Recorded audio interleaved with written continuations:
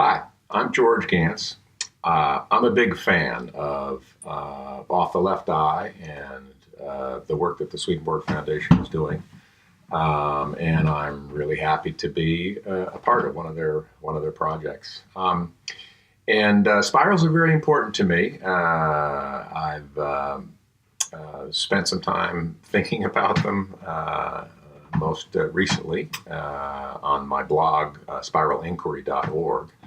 And one of the things I've been writing about recently is my personal journey from my original fascination and interest in math and science and the roots, the foundations of truth and reality, and kind of a fascination with the theory of everything, through a life with its ups and downs and spirals, and to a point where I have a very different sense about the unifying character of life, the meaning of life, and how it all fits together, both the science, the empirical, and the spiritual side. So in my 20s, I was fascinated with science and mathematics. I studied science and math in college. I studied philosophy, really those big ideas about what the world was about, in a sense, a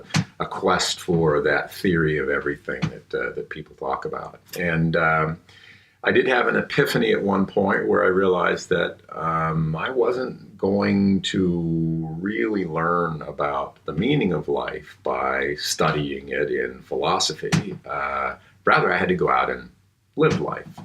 So I left the academic field, started looking for work. I found a job. I moved back east. I met someone, got married, got a house, got a job, several jobs through a sequence. And, so there I was living life. But through this period of time, I discovered or found that things were kind of in pieces, both in terms of my life not feeling integrated, and then also in the science and math and the study of all that stuff. Nothing was really coming together in the literature that I followed. And so there was some sense where the personal side of my life, what might be called the psychological or the spiritual side of life, was really completely separate from the science and math, the secular aspects of life, and then the way we were living it with in the commercial world and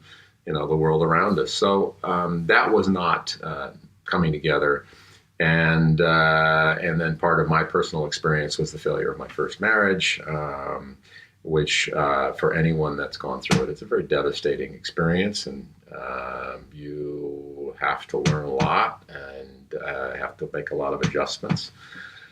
And so I was in this position, and then, about 40 years old at this point, and an old college acquaintance of mine reached out and got in touch with me.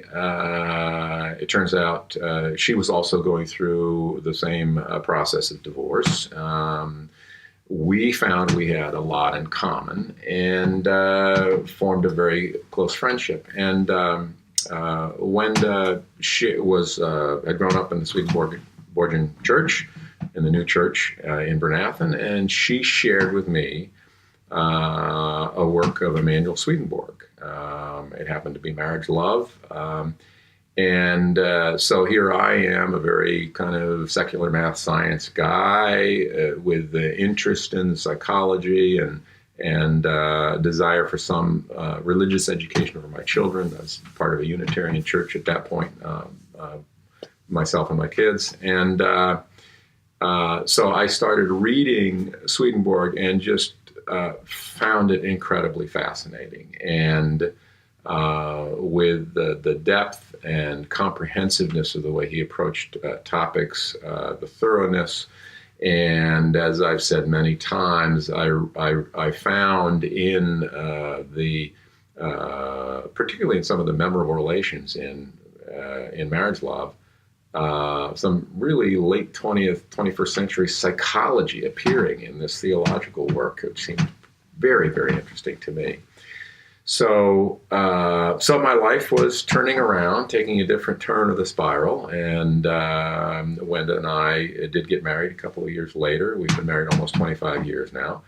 And at the same time, I started exploring what Swedenborg had to say about, about life and how it all works.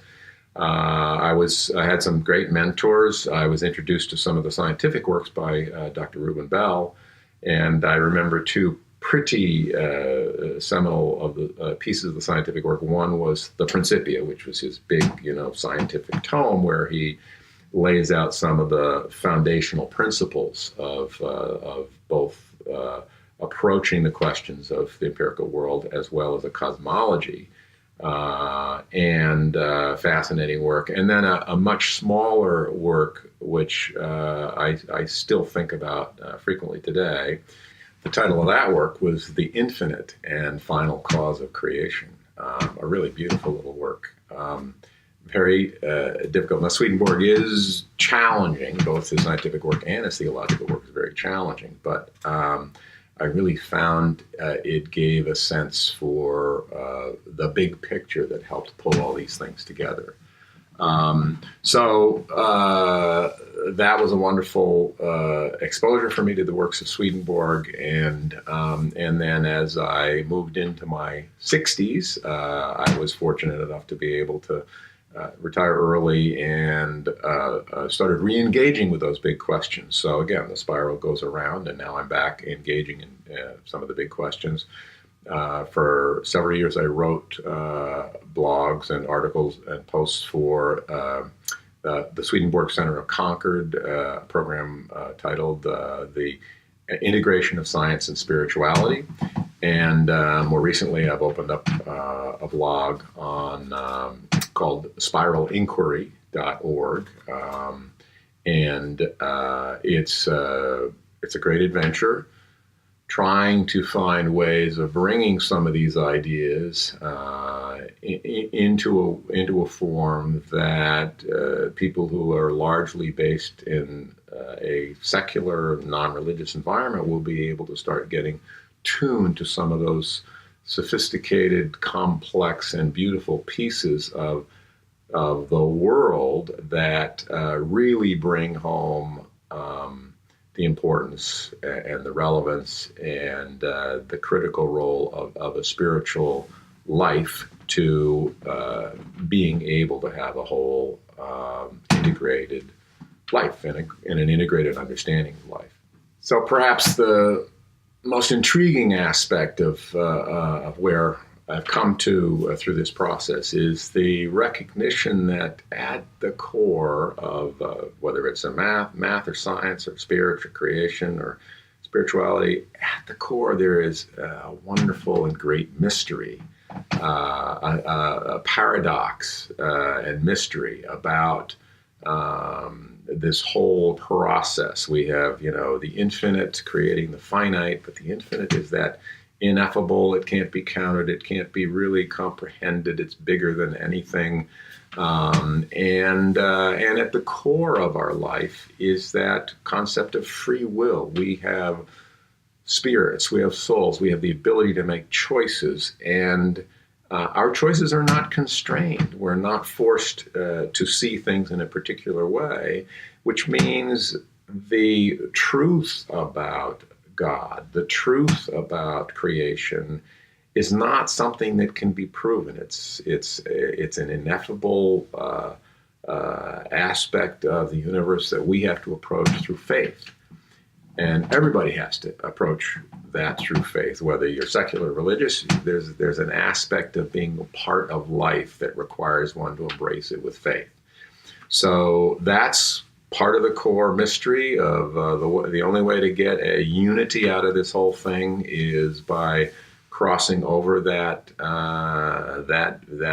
void or that abyss, whatever you want to call it, into the mystery of faith. And that links back to what Swedenborg talked about, the beautiful saying over the doorway, "Non plicit." Now it is permitted to enter into the mysteries of faith with the understanding. It's a beautiful story, and it's a beautiful thing that we all want to share as much as we can with other people. And I'm trying to do that in my small way on spiralinquiry.org. So I invite people to take a look at it, join me in the conversation, and be a part of this wonderful process. Thank you very much.